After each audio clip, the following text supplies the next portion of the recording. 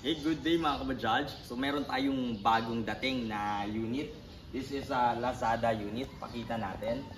Ang gusto ni Sir, i-convert na yung Lazada body niya into Car Smart steel top. And then restoration ng buong unit. So yung package ni Sir is good for 30,000 pesos.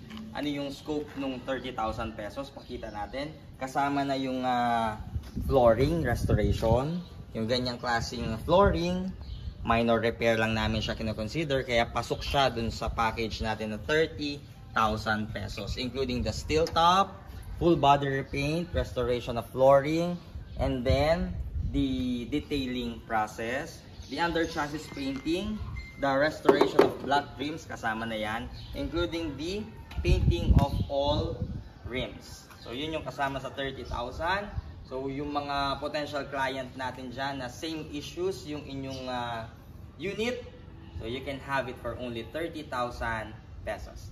Thank you and God bless.